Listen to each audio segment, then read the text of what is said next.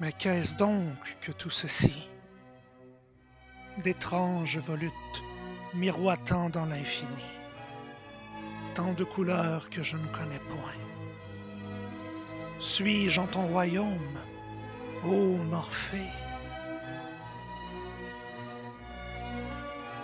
Tiens, il y a quelqu'un? On dirait une elfe.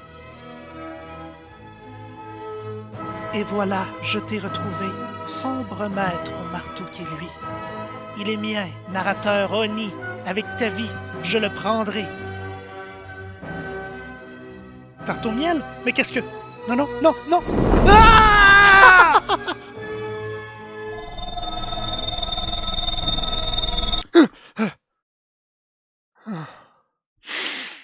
Il est quelle heure, là?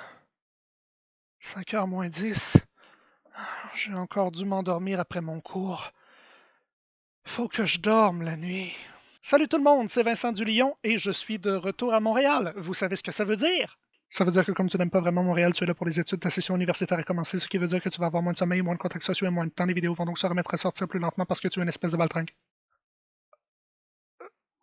Oui, mais ça veut aussi dire qu'on se retrouve pour le 8e épisode des aventures de Tarte au miel dans la tour de Loubet. D'ailleurs, cet épisode-là, je vais essayer de le sortir assez rapidement parce qu'on va célébrer bientôt la sortie du jeu vidéo du Donjon de Nalbuck qu'on attendait depuis très très longtemps et qui sort a priori demain. Alors, celui-là, si un jour j'arrive à régler les problèmes que j'ai avec les logiciels de capture, je vous jure que je vous en fais un let's play. Ça va être mon premier et probablement mon dernier. À la fin du dernier épisode, donc, je vous avais demandé de répondre à un puissant doute moral de Tarte au miel, à savoir s'il fallait qu'elle continue le donjon en laissant derrière elle la prisonnière abandonnée ou s'il valait mieux qu'elle aille la libérer. À ma grande surprise, vous avez décidé de libérer la prisonnière, faisant de Tarte au miel un personnage moral. Je dis ma grande surprise surtout parce que c'est la première fois que je crois qu'on me fait une décision unanime sur une de ces vidéos-là. Donc sans plus attendre, on se retrouve dans les sous-sols de la tour de Loubet pour aller libérer cette mystérieuse prisonnière.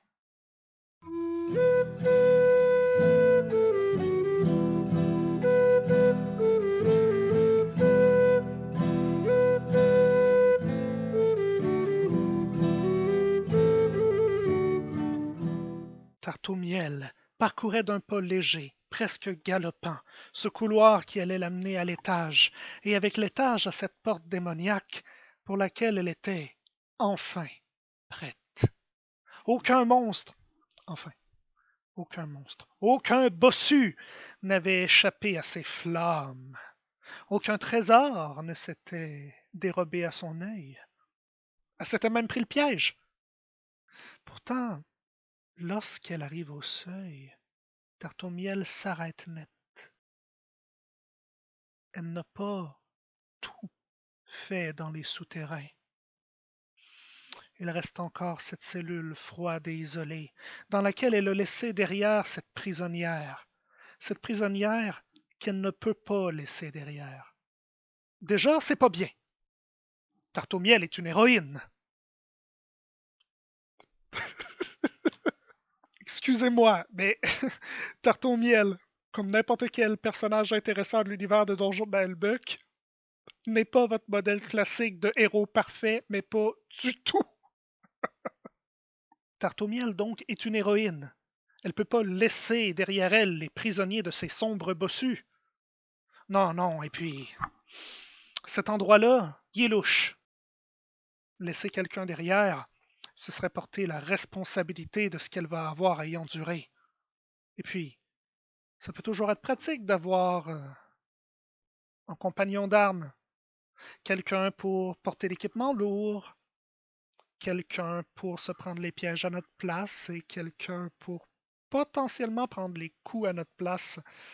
Tarte au miel a beau être puissante, être une magicienne de combat, elle n'est pas invincible.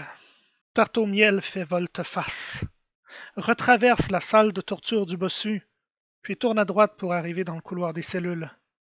Elle se rend tout au fond du couloir, la toute dernière des cellules. Elle observe de nouveau par le grillage. Là-bas, La silhouette recroquevillée, enroulée dans une couverture sale, semble dormir dans un coin. D'ici, Tartaumiel ne parvient pas à en savoir plus. Que va-t-elle faire? Ouvrir la porte et vous approcher de l'individu, paragraphe 258. Vous ne voulez pas vous encombrer d'un potentiel boulet, aussi préférez-vous oublier cette porte pour de bon et revenir au croisement plus au nord, au paragraphe 246. Tartaumiel sait que, au fond d'elle, elle va peut-être le regretter. Non, non, elle ne le regrettera pas. C'est une héroïne. Elle doit faire ce qui est juste. En même temps, faire ce qui est juste, ça rapporte. Vous ouvrez la porte du cachot et vous pénétrez dans la petite pièce nauséabonde. La forme recroquevillée sous la couverture sale bouge légèrement à votre approche, puis se réveille en sursaut en ouvrant de grands yeux effrayés. Il s'agit d'une femme brune, aux cheveux sales et au visage marqué de quelques contusions. Elle semble avoir souffert. Aussi, vous tendez la main vers elle dans un geste d'apaisement pour éviter qu'elle ne panique. Elle finit par se calmer. Oh, vous n'êtes pas un geôlier, pas vrai? Vous n'êtes pas l'un de ces trois horribles bourreaux. Qu'allez-vous lui répondre? Je suis juste une aventurière, je ne vous veux aucun mal. Les bourreaux ne sont plus de ce monde, je les ai butés avec un rire vengeur. Vous êtes de régime ogre, gobelin et gnome et vous ne parlez pas la langue. Ou alors, non, je suis ton pire cauchemar et tu vas en baver avec un rire cruel. Ah, les bourreaux ne sont plus de ce monde. Je les ai tous tués. Impressionnée, la captive porte la main à sa bouche pour retenir un cri de surprise. Oh, mais alors tu es une vraie tueuse? Tu es aussi une aventurière? Tu vas pouvoir me libérer? Vous hochez de la tête assez crânement et lui désignez le couloir. Oui, il n'y a plus qu'à filer et à embarquer le trésor. Elle rougit, puis vous tend la main pour se présenter.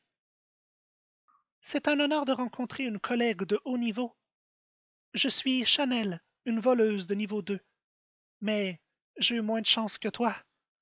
Ou peut-être moins de talent. Elle lâche un rire un peu triste et vous raconte son histoire en chuchotant. Elle avait essayé de se faire le donjon toute seule comme une grande après avoir entendu dire par un collègue que c'était jouable en misant tout sur la discrétion. Cependant, elle n'a pas réussi à passer le poste des orques au rez-de-chaussée. Un des gardes s'est réveillé, puis elle a dû affronter 3 soudards à elle toute seule et elle a préféré se rendre plutôt que de mourir bêtement. L'aventure avait à peine commencé. Ça fait à présent 4 jours qu'elle est là, livrée aux plus bas instincts des bossus qui s'en donnent à cœur joie, car on n'a pas souvent l'occasion de torturer des femmes. Il faut sortir d'ici, souffle-t-elle en se levant avec difficulté. J'ai vraiment besoin de prendre l'air et de me laver. Tu peux pas imaginer ce qu'ils m'ont fait, ces bâtards. Mais si, vous imaginez très bien. Il suffit de voir les hématomes et ses plaies mal refermées. Comme vous ne trouvez rien d'intelligent à lui répondre, vous haussez les épaules avec un air contrit.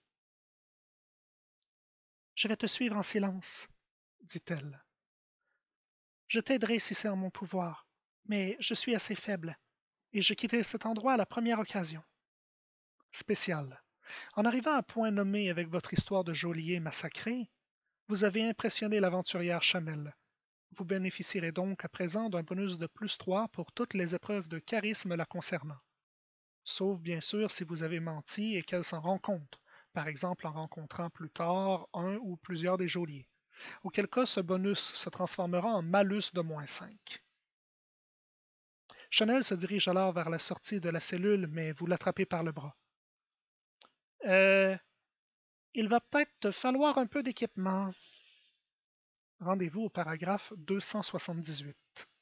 Vous avez maintenant une amie. Vous gagnez 10 points d'expérience.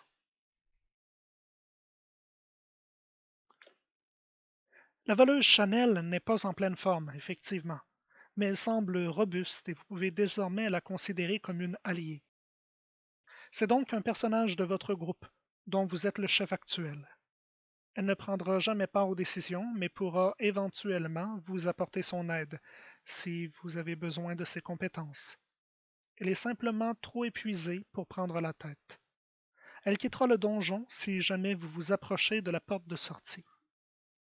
Chanel la voleuse. Courage 8, intelligence 11, charisme 12, adresse 13, force 8.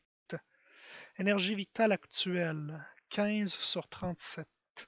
Attaque de 9, parade de 10, aucune protection, résistance à la magie de 9. Ses compétences. Appel des renforts, qui lui permet de tourner le dos à un adversaire sans se prendre un coup dans le dos. Chouravé, voler des objets. Déplacement silencieux, pratique. Détection, pratique aussi. Serrurier, si on a ouvert quelque chose et qu'on n'a pas la clé. Fouiller dans les poubelles, ce qui lui permet de trouver plus facilement des richesses. Et érudition. Yes! Au moins, elle sait lire. Souvenez-vous, les enfants, le pouvoir de l'alphabétisme. Et sinon, comme équipement, elle a des vêtements de base. Santé. Vous pouvez bien entendu la nourrir et la soigner en utilisant votre équipement, aussi bien que des sortilèges ou prodiges. Elle regagnera également 2 points de vie si vous lui fournissez une ration de nourriture. Toutefois, vous ne pouvez pas vous reposer ici. C'est pas très sain. Épreuves. Si vous devez passer des épreuves d'adresse, en particulier pour la furtivité, Chanel devra les réussir également. Si elle échoue, vous pourrez considérer que vous avez vous-même échoué. Si vous devez franchir des obstacles, elle devra les franchir également, mais vous bénéficierez d'un bonus de plus 3 en vous aidant mutuellement. Ah, c'est bien ça. Combat. Chanel se joindra au combat si vous êtes attaqué, mais seulement si vous pouvez lui fournir une arme. Dague, lame à une main uniquement. Elle ne combattra pas à main nue. Si vous périssez au combat, vous pourrez considérer que votre combat est perdu, car elle n'a pas le pouvoir de résurrection.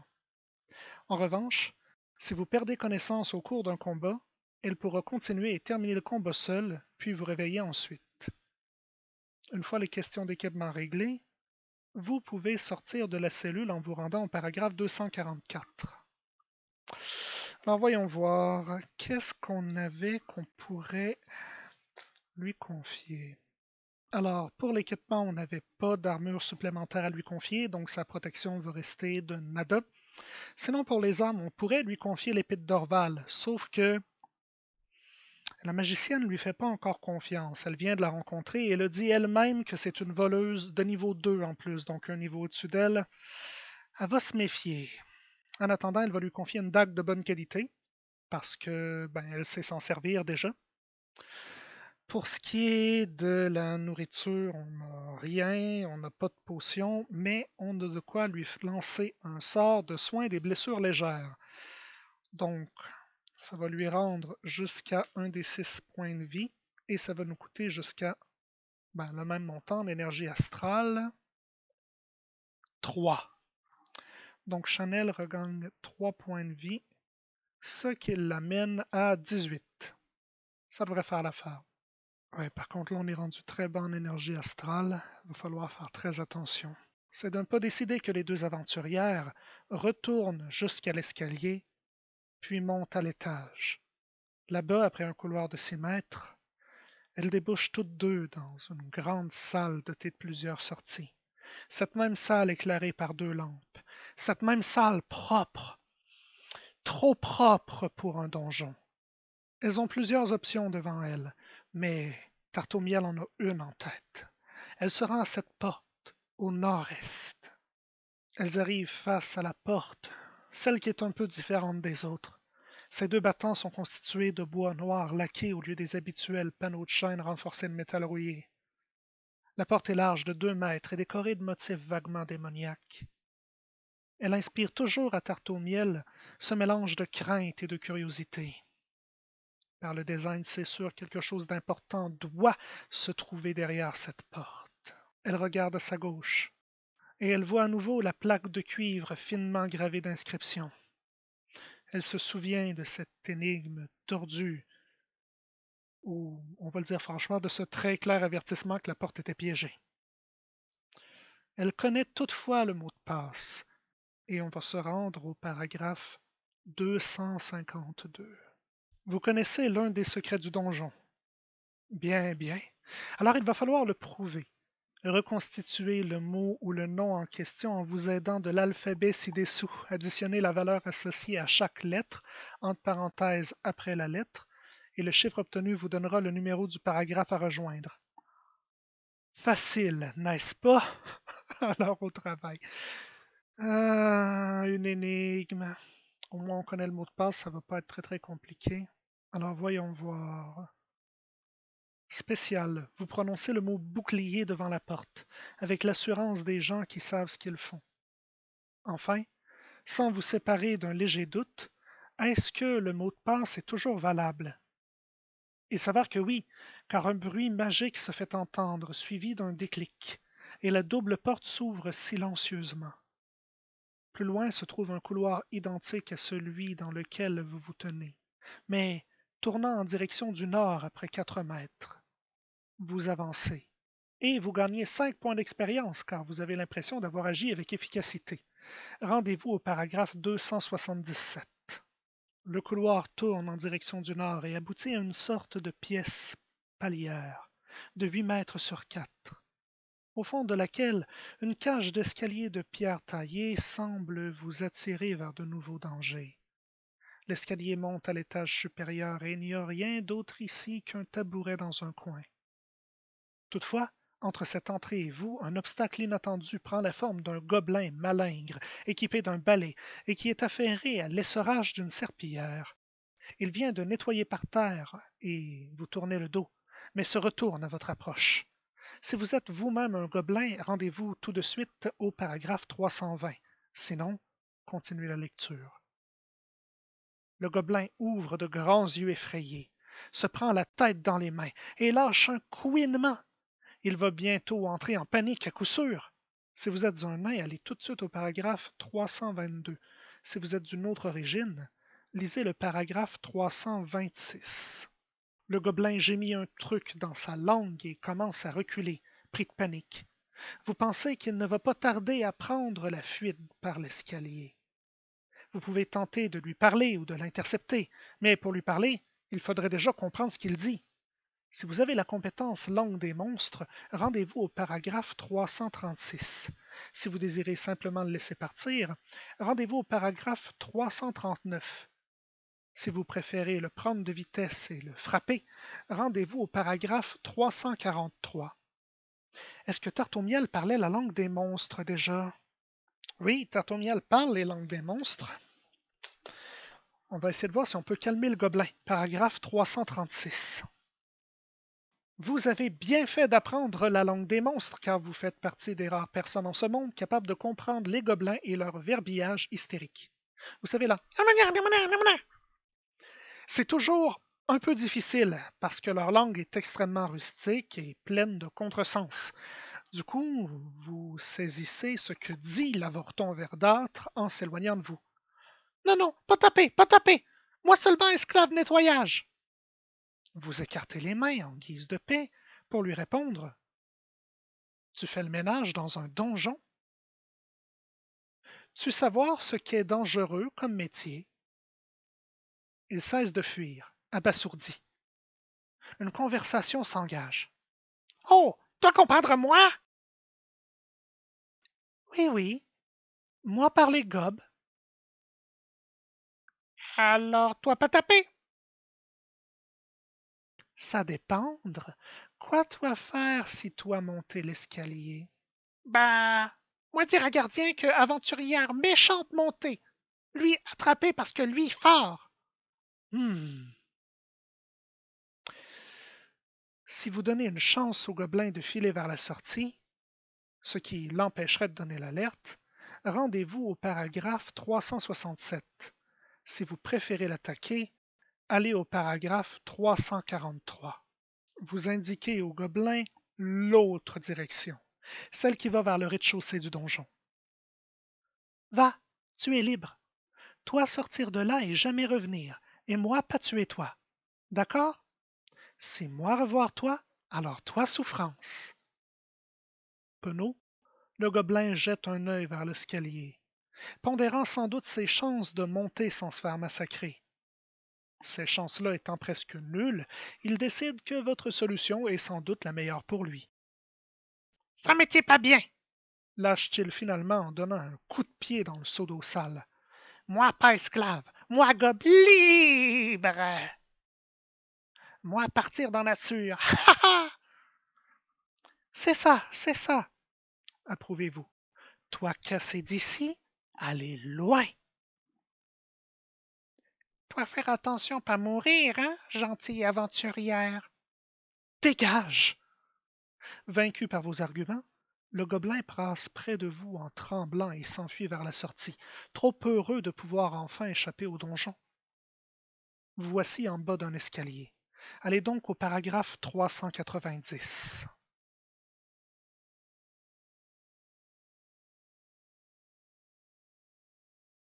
Vous voilà dans une pièce palière au sol humide, compte tenu du fait que ce dernier vient d'être nettoyé. La pièce est vide en dehors de l'escalier. Alors, vous cherchez un peu autour de vous pour trouver des issues secrètes, mais non, c'est juste une pièce vide. Plus rien ne vous empêche de gravir l'escalier. Cependant, vous n'en avez peut-être pas envie. Vous êtes arrivé jusqu'ici, c'est déjà fort bien. Vous avez récupéré quelques objets, un peu d'argent, des points d'expérience, et surtout, vous êtes vivante. Qui sait quelles horreurs vous attendent dans les étages supérieurs? Si vous êtes arrivé là un peu trop vite, vous pourriez même retourner visiter des pièces du donjon que vous auriez oubliées en vous dirigeant vers la grande salle aux multiples sorties au paragraphe 290. Spécial. Si la voleuse Chanel est avec vous, elle vous quitte à ce moment pour revenir à l'entrée. Elle n'a aucune envie de se faire capturer à nouveau et jure de revenir avec d'autres aventuriers pour prendre sa revanche. Si vous voulez sortir du donjon maintenant avec elle, rendez-vous au paragraphe 356. Si vous êtes seul et que vous voulez sortir du donjon maintenant, vous pouvez le faire à présent. Il vous sera alors possible de revenir au même endroit, puisque vous connaissez maintenant les secrets des lieux, et d'accomplir seulement la deuxième partie de l'aventure. Alors rendez-vous au paragraphe 351. Enfin, si vous voulez continuer l'exploration du donjon, montez les marches dès maintenant et rendez-vous au paragraphe 348. Eh bien, les amis, je crois que je vais vous demander de choisir ce qu'on va faire ensuite. Est-ce qu'on va suivre Chanel et revenir prendre notre vengeance, ou plutôt sa vengeance, parce que nous, on s'en est quand même bien sortis. Est-ce qu'on va partir de notre côté comme une lonesome cowgirl et revenir, lorsqu'on sera plus fort, finir le donjon? Ou bien est-ce qu'on va la laisser partir tout simplement et nous monter à l'étage pour accomplir notre destinée? Je vais vous laisser jusqu'au lundi 28 septembre pour voter dans les commentaires. En attendant, Vincent Dulion vous dit à la prochaine et que vos aventures soient couronnées de succès. Et aussi dormez, question de ne pas vous mettre à faire des cauchemars où vos propres personnages viennent vous tuer.